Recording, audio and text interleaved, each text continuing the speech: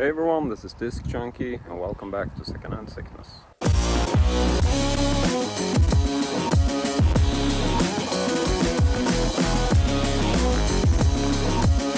So it's really warm today, and turns out that the carboot sale, which I go to basically every weekend, the same carboot sale, today is absolutely packed with people. It's pretty optimal weather. Warm but breezy, so it's gonna be really interesting to see what we can find, and fingers crossed that we get something cool.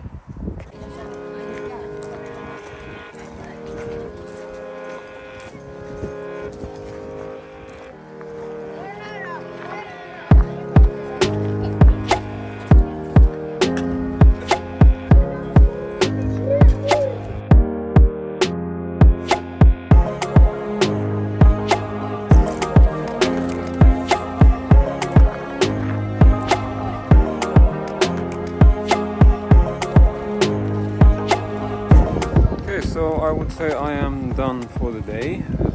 Really exhausting in the heat, but I did actually get some stuff which was fairly fun, and sort of more things than I expected. Maybe not super cool, but definitely worth the time. And now I'm holding my hand over the camera, so sorry about that. But I'm gonna drive back as usual, and then we are obviously gonna go through all the stuff that I found. So see you in a little bit.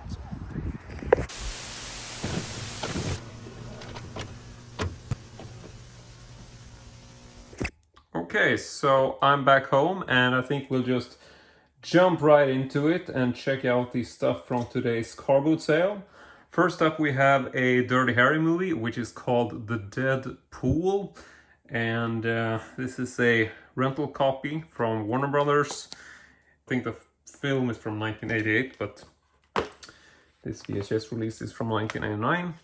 Comes with the original cassette and appears to be, legitimate and not over taped or anything.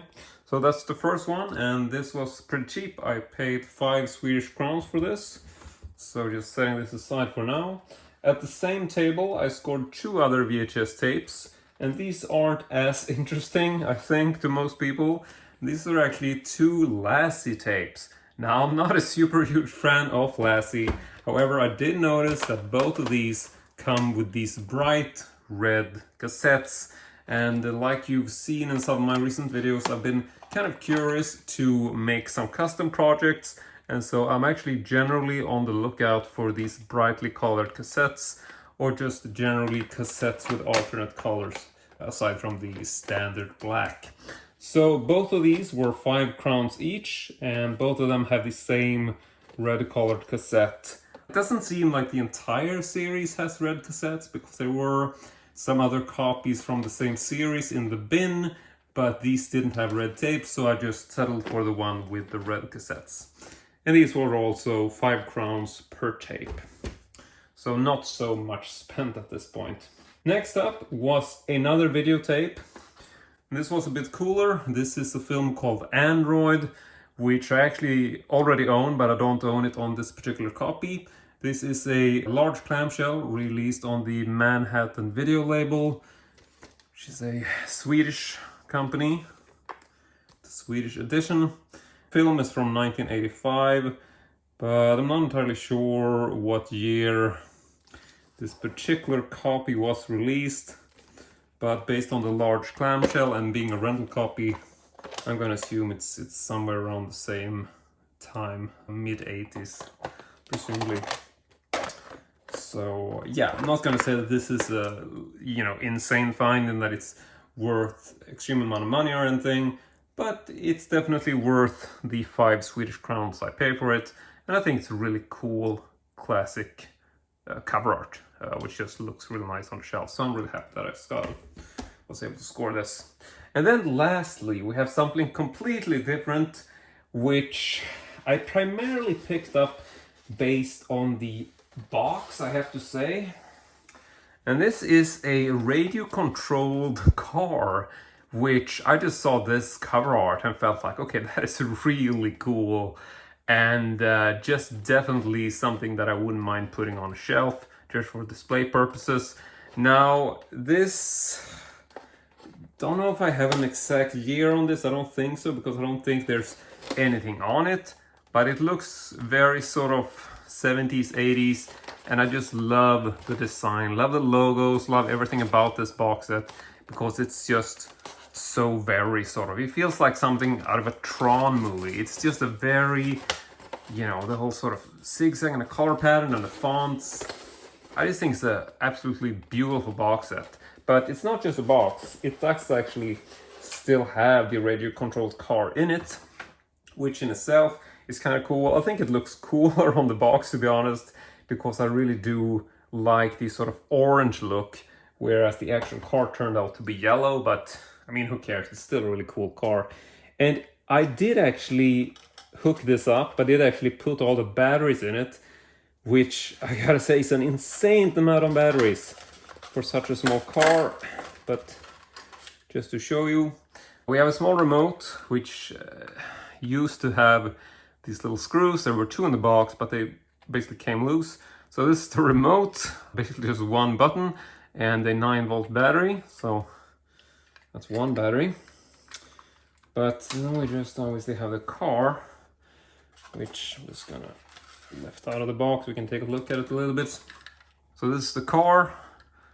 I gotta say, a pretty cool design. I really like it. It feels very sort of retro, very stylish, so I could definitely display this on a shelf as well. But I mean, speaking of the batteries, I'm just gonna open this up. First of all, let's just, oh yeah, there's so many batteries here that they don't even fit in the car. So we've got 4 AA batteries and one additional 9-volt battery on the side. And the battery compartment is really, really tight. So as you can tell, you really have to jam them in there and just hope that they don't pop out. And in fact, I mean, I haven't even been able to close the hatch with the batteries in them. You can see that the hatch is actually broken and they taped it, but I'm pretty sure that is for good reason, because I'm trying to close this and it's like you have to force this closed. And there's a little lock thing.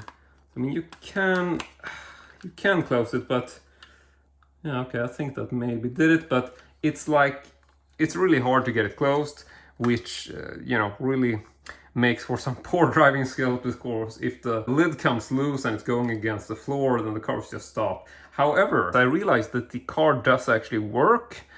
I'm a little bit confused as to how it works, to be honest, because there's one simple button on here which just says on off, and if I turn it to on,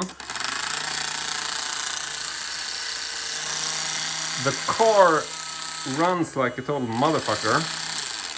And so I'm like wondering if that's a mistake or it's supposed to run automatically. There seems to be like a turning kind of function in the front here, but I'm not really sure how that would operate, seeing as I'm gonna assume that it runs automatically and that the button, just gonna see if I can show you this.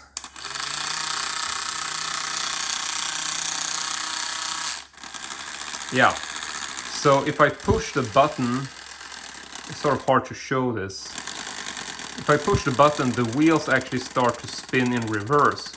Whereas if I let it go, yeah, they spin very fast in the opposite direction. So yeah, you basically have two modes. Not sure if this is gonna work. Yeah, okay, it doesn't even, yeah. Okay, so, let's just put this down before something happens. So yeah, it definitely seems to be functioning. There's also an antenna in the box, which should go. There's a little small little antenna, which you can basically screw into this tiny little attachment there. So yeah, I guess that hopefully would improve the length or the, yeah.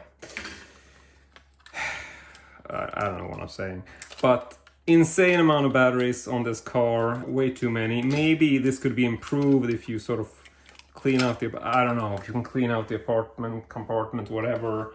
But overall, it feels like this car is probably better for display than to actually drive around with, because yeah, I think you're gonna have to fix the hatch if you're gonna make this work. So, but either way, I thought this was really cool, and it's got. I mean, oh, just look at this. Well, you're a pretty car. I'll give you that. But as far as this stuff staying together, I don't know. I don't think traffic safety is your best quote. Fuck it. Let's just take this out. So yeah, this was the last find of the day. A really lovely looking radio controlled Porsche. This cost me 60 Swedish crowns, which really isn't a lot. And the rest of them were just 5 Swedish crowns per tape, which is basically like 50 cents thereabouts. So yeah, I'm really happy with today's finds. And yeah, I don't know. Will be interesting to hear what you think about them. Let me know in the comments. And that is basically it. So I really hope you enjoyed this video, and now everything is basically out of the frame. And yeah, I am very much a perfectionist, so let's just move everything back into frame. But that's it. I want to say thank you very much for watching, and as usual, hope to see you all next time.